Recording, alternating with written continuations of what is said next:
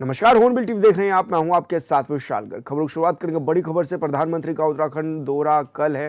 रजत जयंती समारोह में वो शामिल होंगे। करीब 2.5 घंटे रहेंगे कार्यक्रम स्थल पर। सुबह 11 बजे पहुंचेंगे प्रधानमंत्री नरेंद्र मोदी। 1 लाख से ज्यादा लोगों के जुटने की भी उम्मीद। समारोह स्थल पर सुरक्षा के भी पुख्ता इंतजाम। उत्तराखंड स्थापना दिवस पर भव्य आयोजन की तैयारी। तो बड़ी खबर आप तक पहुंचा रहे हैं, जहां पर प्रधानमंत्री नरेंद्र मोदी कल उत्तराखंड दौरे पर रहेंगे और सुबह 11 बजे वो कार्यक्रम स्थल पर पहुंचेंगे। करीब 2.5 घंटे वहां पर मौजूद भी रहेंगे।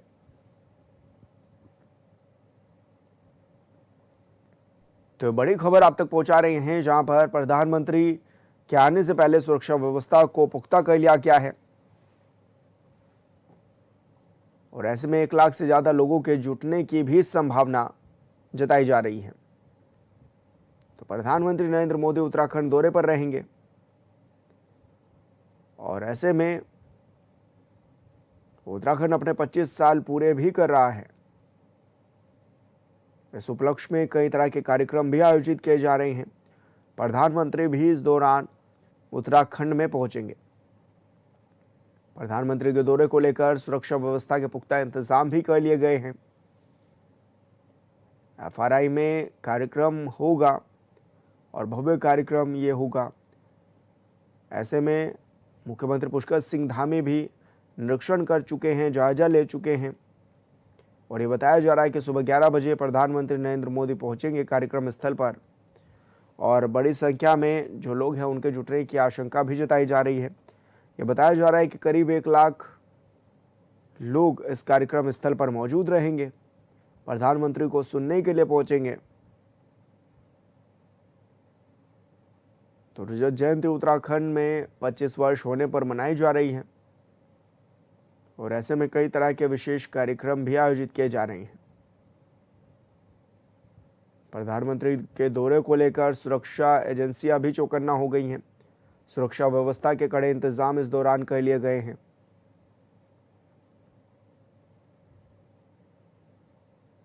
और कई क्षेत्रों को इस दौरान जीरो जोन भी किया जाएगा। करीब 2.5 घंटे का ये कार्यक्रम रहेगा प्रधानमंत्री नरेंद्र मोदी का। सुबह 11 बजे पहुंचेंगे प्रधानमंत्री नरेंद्र मोदी। इसको लेकर तैयारियां जोरों शोरों से जारी हैं। खासा तैयारियां कर ली गई हैं और ये बताया जा रहा है कि करीब 1 लाख लोगों के पहुंचने का अनुमान भी है, जो कि प्रधानमंत्री नरेंद्र मोदी को सुनने के लिए कार्यक्रम स्थल पर पहुंचेंगे। उत्तराखंड स्थापना दिवस पर भव्य कार्यक्रम का भी आयोजन किया जा रहा है।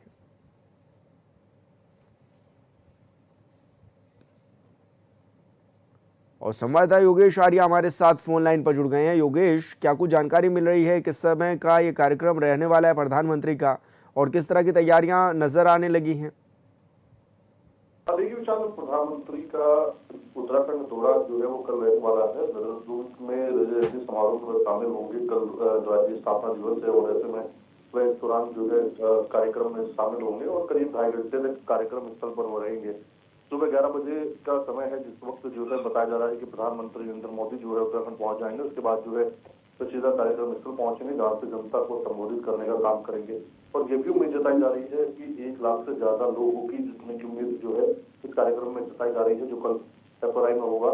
समारोह स्थल पर सुरक्षा के पुख्ता इंतजाम कर लिए गए हैं। उत्तराखंड स्थापना दिवस पर ये भव्य आयोजन होने जा रहा है और ऐसे में अगर देखा जाए तो जिस तरह से तैयारियां की जा रही है, प्रशासनिक लेवल की बात हो या फिर पार्टी लेवल पर बात हो या सरकार के द्वारा की जा रही तैयारियां हो, उनको लेकर के लगातार काम किया जा रहा है।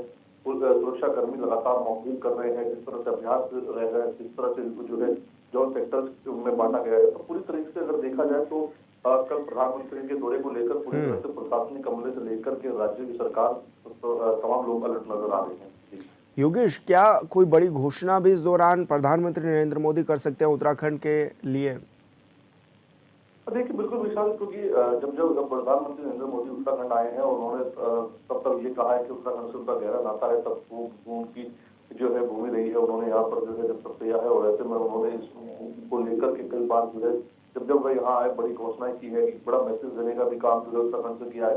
तो निश्चित तौर पर बिल्कुल कयास लगाए जा रहे हैं कि कल जब वे राज्य स्थापना दिवस पर यहाँ मौजूद होंगे, कार्यक्रम में शिरकत कर रहे होंगे, तो सब अपने संबोधन से जो एक बड़ी घोषणा भी यहाँ के लिए कर सकते हैं और एक बड़ा मैसेज भी उत्तराखंड के लिए दिया जा सकता है, क्योंकि जब वे योगेश, ऐसे में क्योंकि सुरक्षा व्यवस्था के इंतजाम भी किए गए हैं और खुद मुख्यमंत्री पुष्कर सिंह धामी भी कार्यक्रम स्थल पर पहुंच करके जायजा ले चुके हैं, कहाँ कहाँ का ये कार्यक्रम रहने वाला है? क्योंकि जैसे पहले बताया भी जा रहा था कि सैन्य धाम का भी उद्घाटन कर सकते हैं, कई योजनाओं की सौगात भी दे सकते हैं और FRI में भी उनके पहुंचने का कार्यक्रम है। कहाँ कहाँ ये पहुंचेंगे, किस किस तरह के कार्यक्रम आयोजित भी किए जा रहे हैं?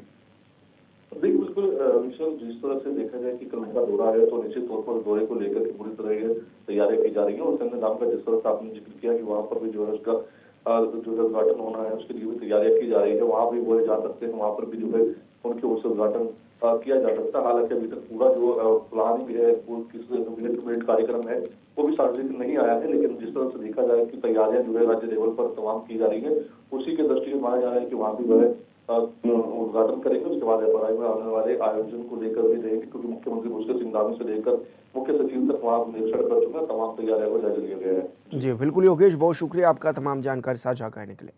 उत्तराखंड राज्य गठन के 25 वर्ष 9 नवंबर को पूरे हो रहे हैं। इन 25 सालों में कांग्रेस और बीजेपी दोनों की सरकारें रही हैं। 2017 से अभी तक बीजेपी की डबल इंजन वाली सरकार है, जो रजत जयंती पर उपलब्धियां गिना रही है। दूसरी तरफ से कांग्रेस अपने कार्यालय के समय की उपलब्धियां गिना रही है और बीजेपी की नीतियों पर सवाल भी उठा रही है।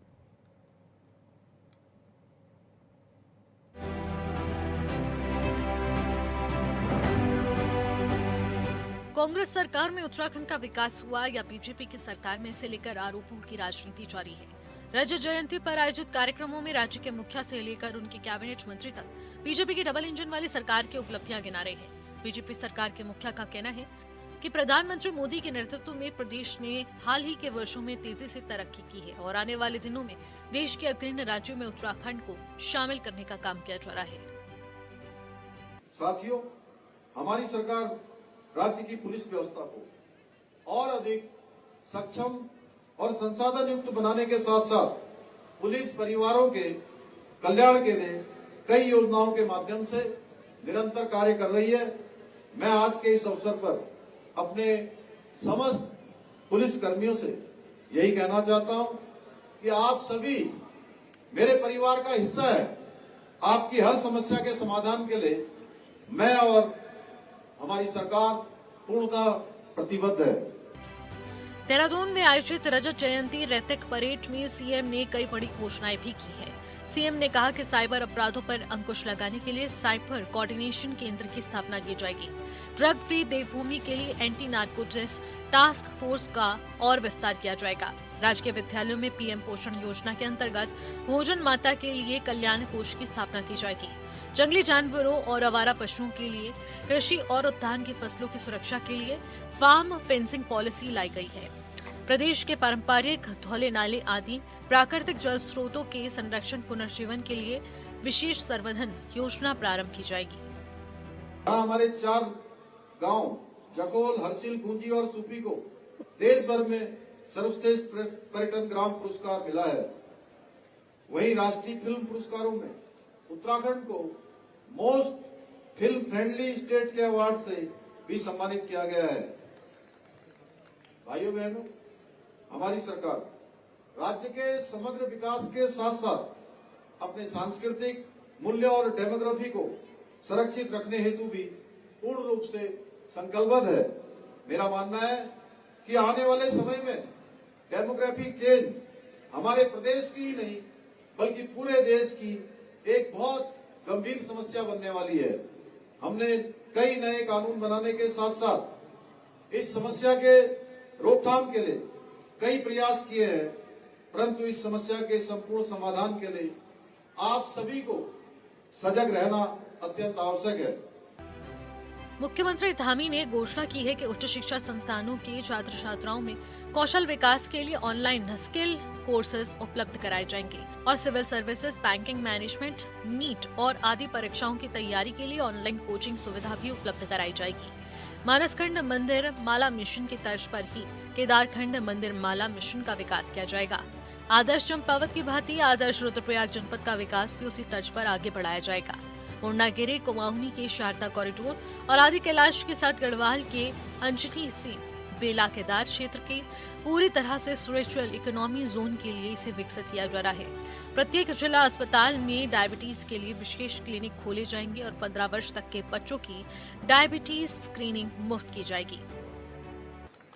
भाइयों बहनों, आज आदरणीय प्रधानमंत्री श्री नरेंद्र मोदी जी के प्रेरणा से, उनके सहयोग और मार्गदर्शन में हमारी सरकार राज्य आंदोलनकारियों के सम्मान और उनके सपनों को साकार करने के लिए कृत संकल्पित होकर कार्य कर रही है। पिछले करीब 4.5 वर्षों में हमारे प्रदेश ने जो उल्लेखनीय उपलब्धियां हासिल की हैं, वो इसका साक्षात प्रमाण है। आज हमारे प्रदेश ने किसानों की आय में वृद्धि करने में देश भर में प्रथम स्थान प्राप्त किया है।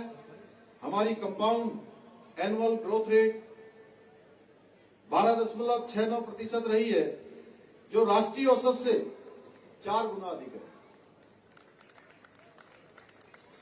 साथ ही आज हमारा राज्य युवाओं को रोजगार देने के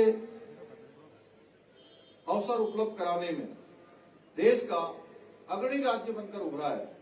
हमने प्रदेश की बेरोजगारी दर में 4.4% की कमी लाकर राष्ट्रीय औसत को भी पीछे छोड़ने का काम किया है। एक तरफ सीएम धामी अपनी सरकार की बड़ी बातों और आगे क्या करने वाले हैं उस पर जोर दे रहे हैं, तो दूसरी तरफ कांग्रेस नेता प्रेस कॉन्फ्रेंस कर ये कह रहे हैं कि बीजेपी की सरकार में कोई काम नहीं हो रहा है, सिर्फ प्रचार प्रसार किया जा रहा है। कांग्रेस प्रदेश अध्यक्ष करण महरा का कहना है कि नारायण दत्त तिवारी के नेतृत्व वाली कांग्रेस सरकार औद्योगिक विकास, बुनियादी ढांचे, परियोजनाएं और औद्योगिक नीति की स्थापना की गई।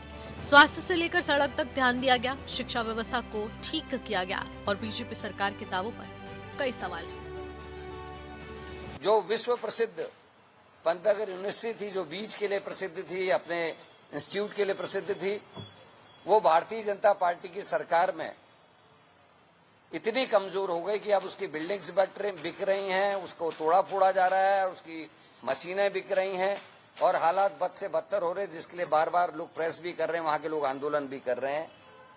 वहीं जो कंपनीज आई या जो निवेशक आए, हाल ये है कि त्रिवेंद्र रावत जी के द्वारा जो इन्वेस्टमेंट मीट की गई, 14 लाख लोगों को रोजगार देने की बात कही गई, वो फुस निकल गया, कुछ नहीं हो पाया।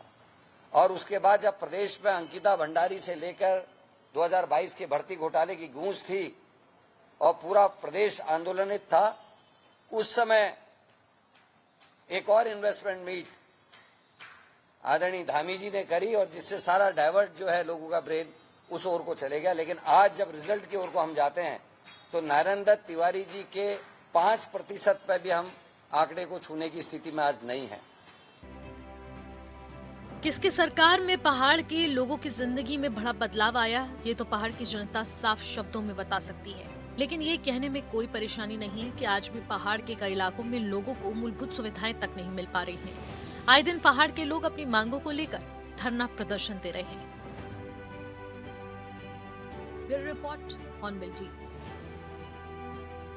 उत्तराखंड में रजत जयंती को लेकर अलग अलग जिलों में कार्यक्रमों का आयोजन किया जा रहा है। उधम सिंह नगर के पंतनगर में कृषक सम्मेलन का आयोजन किया गया, जिसमें मुख्यमंत्री पुष्कर सिंह धामी भी शामिल हुए। इस दौरान उन्होंने कहा कि बीजेपी की सरकार हमेशा से किसानों के हितैषी रही है।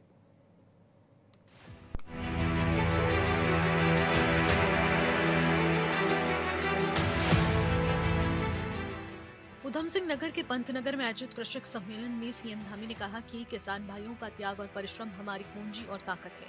आज जब उत्तराखंड अपने रजत जयंती वर्ष में प्रवेश कर चुका है, तो मैं उन सभी किसान भाइयों को नमन करता हूं, जिन्होंने राज्य निर्माण में अपना योगदान दिया। उन्होंने कहा कि प्रधानमंत्री के विकसित भारत के निर्माण का सपना तभी साकार हो सकता है जब हमारा किसान हर प्रकार से आत्मनिर्भर हो। रजत जयंती वर्ष में प्रवेश कर चुका है, अपनी स्थापना के 25 साल पूरे कर चुका है, तो इस अवसर पर मैं उन सभी किसान भाइयों को भी नमन करता हूं, जिन्होंने उत्तराखंड निर्माण के सपने को साकार करने में अपना योगदान दिया और बीते 25 वर्षों में राज्य को आत्मनिर्भर बनाने के लिए अतुलनीय योगदान दिया है। साथियों, आज का ये सम्मेलन केवल कृषि संबंधी योजनाओं की चर्चा हेतु एक कार्यक्रम मात्र नहीं है, बल्कि उत्तराखंड के हमारे सभी किसान भाइयों और उनके परिवारों के प्रति राज्य सरकार की तरफ से कृतज्ञता प्रकट करने का एक अवसर भी है। सीएम धामी ने कहा कि भारत अनादिकाल से कृषि प्रधान देश है। हमारे पर्व और त्योहार किसानों के आसपास ही निर्धारित हुए हैं। कृषि मानव जीवन का आधार है। मेरे लिए खेती करना देव उपासना के समान है। मेरे पूजनीय पिताजी सैनिक होने के साथ साथ किसान भी थे। खेती के माध्यम से लोगों का पेट भरने से जो संतुष्टि मिलती है उसकी शब्दों में व्याख्या नहीं की जा सकती। मुझे जब भी समय मिलता है मैं गांव जाकर खेती करता हूँ। मैं सच में बताऊं तो मेरे लिए खेती करना एक देव उपासना जैसा है, क्योंकि मेरे पूज्य पिताजी जवान भी थे, भारतीय सेना के सैनिक भी थे और एक किसान भी थे। खेतों द्वारा लोगों का पेट भर जो संतुष्टि प्राप्त होती है उसकी सच में शब्दों में व्याख्या नहीं की जा सकती, वो अलौकिक है। यही कारण है कि मैं आज भी खेती से जुड़ा हुआ हूं और जब भी मुझे समय मिलता है तो मैं अपने गांव में खेती करने भी जाता हूं। आप सब लोगों ने देखा, क्योंकि बचपन में मैंने बहुत हल भी जोता है, पटेला भी लगाया है, फावड़े से मेढ़े भी बांधी हैं। मुख्यमंत्री धामी ने कहा कि खेती से मुझे आत्मिक शांति मिलती है, साथ ही मुझे जमीन से जुड़े रखने का मौका मिलता है। ये मेरा सौभाग्य रहा है कि मैं उच्च विचारधारा और राजनीतिक पार्टी से जुड़ा हूँ, जिसके लिए किसान सदैव प्राथमिकता में रहते हैं। भाजपा हमेशा से किसानों की हितैषी रही है। प्रधानमंत्री के नेतृत्व में किसानों का अभूतपूर्व सशक्तिकरण हुआ। प्रधानमंत्री का संकल्प है कि किसानों के लिए बीज से बाजार तक की यात्रा सुगम हो और इसी के साथ नए आयाम में वृद्धि करने के लिए बहुत सफलदायक हो। आज 11 करोड़ किसानों को किसान सम्मान निधि के माध्यम से आर्थिक सहायता प्रदान की जा रही है। किसानों के लिए बीज से बाजार तक की यात्रा न केवल सुगम हो बल्कि आय में वृद्धि करने वाली भी हो।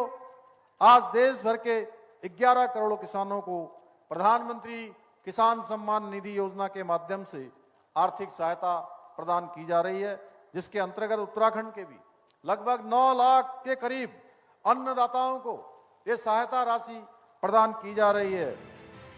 मुख्यमंत्री ने इस बात पर जोर दिया कि सभी प्रमुख फसलों पर न्यूनतम मूल्य में अभूतपूर्व वृद्धि हुई है। फसल बीमा के माध्यम से किसानों को सुरक्षा कवच प्रदान किया गया है। मृदा स्वास्थ्य जांच के माध्यम से मृदा की वैज्ञानिक जांच की जा रही है। किसानों की आय बढ़ाने की पॉलिसी, अब यहाँ पर पॉली हाउस निर्माण के लिए 200 करोड़ रुपए की राशि का प्रावधान किया गया है। अब तक 115 करोड़ की सहायता से 350 पॉली हाउस स्थापित किए जा चुके हैं। गन्ने के रेट में 20 रुपए प्रति क्विंटल की बढ़ोतरी की गई है। सब्जियों की तरह ही फलों के उत्पादन को बढ़ावा देने के लिए कार्य किया जा रहा है। नई सेब, कीवी नीति और स्टेट मिलेट मिशन की शुरुआत हो गई है।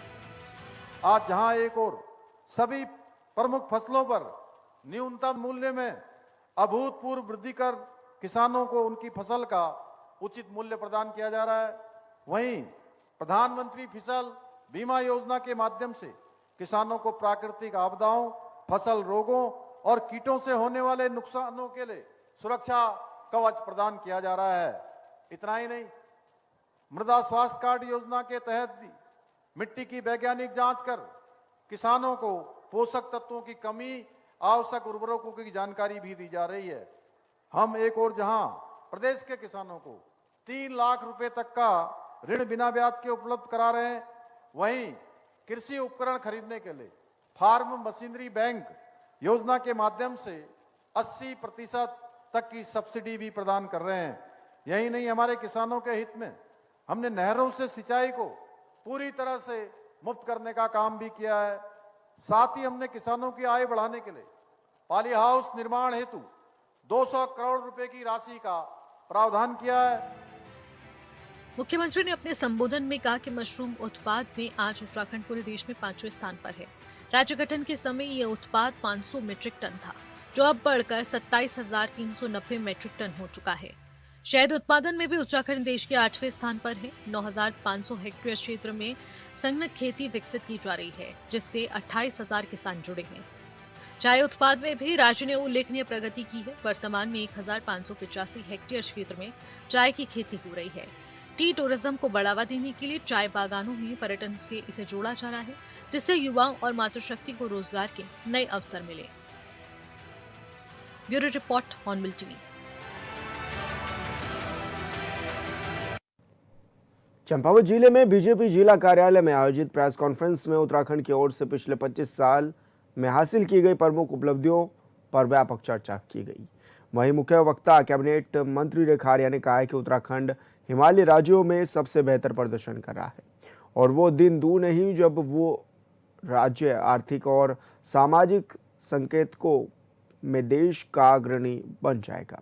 उन्होंने बताया कि उत्तराखंड देश का पहला राज्य है जिसने समान नागरिक संहिता लागू कर अन्य राज्यों के लिए मिसाल कायम कर दी है। मंत्री रेखा आर्या ने कहा है कि प्रदेश के युवाओं और महिलाओं को सशक्त बनाने के लिए किए गए कदम अनुकरणीय हैं।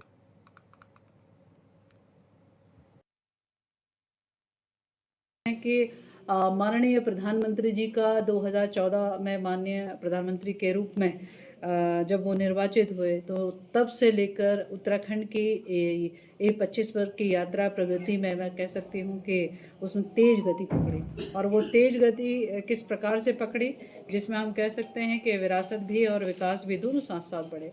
आज हम इस क्षेत्र में आए हैं तो हमने ऑल वेदर रोड जो अकल्पनीय था उसी माध्यम से हम आए हैं। आज हम एयर कनेक्टिविटी से आए हैं तो इन 25 वर्षों की यात्रा में ही वो समाहित है। आज हम गांव भर के सड़कों से पंपिंग पेज योजनाओं से आज हम जुड़े हैं, गांव के हमारे कोने कोने जुड़े हैं, तो वो इसी 25 वर्षों के मध्य में जुड़े हैं। आज मुझे ऐसा लगता है कि शायद कोई ऐसा गांव नहीं होगा जहां पे विद्युतीकरण ना हो, तो ये भी हमने देखा है। हम ये देखते हैं कि हमारे चाहे वो चार धाम हो, चाहे वो हमारे आदि कैलाश हो, चाहे वो हमारा कैची धाम हो, चाहे वो हमारा जागेश्वर धाम हो, चाहे हमारा सैन्य धाम हो, ये सारे धाम आज अपने विकास मॉडल की ओर अग्रसर हैं या अपने सौंदर्यीकरण के अपने वैभवपूर्ण रूप में हमको दिखाई पड़ते हैं। तो ये वही ध्येय है जहाँ पर विरासत को भी आगे बढ़ाना है, अपनी संस्कृति को भी आगे बढ़ाना है और अपनी आज के समय की तकनीक उपयोग करते हुए हमें कैसे चाहे वो रोड मैप को ठीक करना हो, चाहे कनेक्टिविटी को ठीक करना हो, उस और हम लोग काम कर रहे हैं। ये 25 वर्षों में हम सबको देखने। देहरादून के पीवीआर सेंट्रल मॉल में आयोजित 10वें देहरादून इंटरनेशनल फिल्म फेस्टिवल में देश विदेश के फिल्मकारों, कलाकारों और निर्देशकों ने शिरकत की है। इस कार्यक्रम में फिल्म अभिनेता दर्शन जारीवाल ने कहा कि वो पहली बार इस फेस्टिवल में शामिल हो रही हैं और ये देखकर खुशी है कि देहरादून जैसे शहर में सिनेमा के प्रति जागरूकता बढ़ रही है। उन्होंने कहा कि हर राज्य की राजधानी में ऐसे फेस्टिवल समाज के आईने की तरह होते हैं जहां अच्छी फिल्मों को मंच और फिल्मकारों को प्रोत्साहन मिलता है।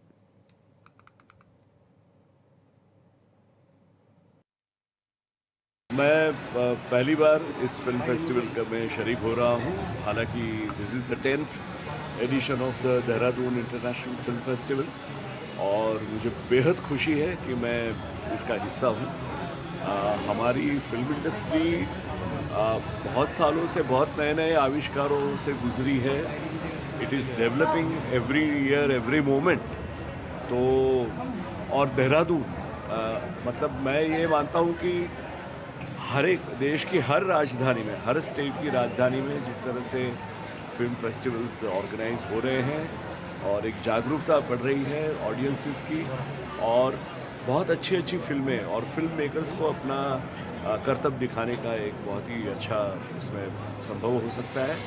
तो I am very happy and I congratulate everybody who has participated in the. बात यह है कि हमारी देश इतनी बड़ी है ना, आपको सुन के ताज्जुब होगा, ऑलमोस्ट 52 लैंग्वेज में हमारे देश में फिल्म बनता है। हाँ, हमारी देश की एक विडंबना ये है कि हमारी देश की फिल्म को बॉलीवुड बोला जाता है, टॉलीवुड बोला जाता है, मॉलीवुड बोला जाता है, भारतीय सिनेमा नहीं बोला जाता है।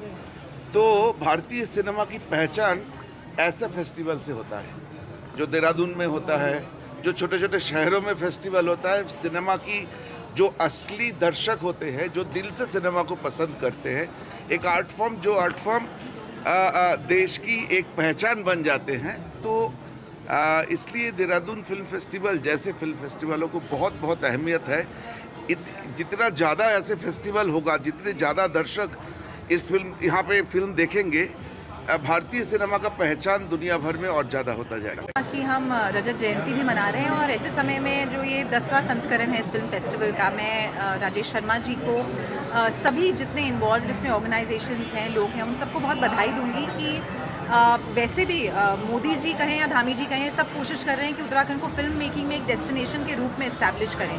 तो ये फिल्म फेस्टिवल जो इतने सालों से यहाँ हो रहा है, इम्पॉर्टेंट माइलस्टोन है हमारे लिए, उत्तराखंड को सेलिब्रेट करने के लिए, यहाँ के कल्चर को सेलिब्रेट करने के लिए, यहाँ बनी हुई फिल्मों को सेलिब्रेट करने के लिए और लोगों को यहाँ लाकर हमारी इस स्टेट की सुंदरता को शोकेस करने के लिए। तो मैं बहुत बहुत बधाई दूंगी सब। धन्यवाद। ओके, ठीक है।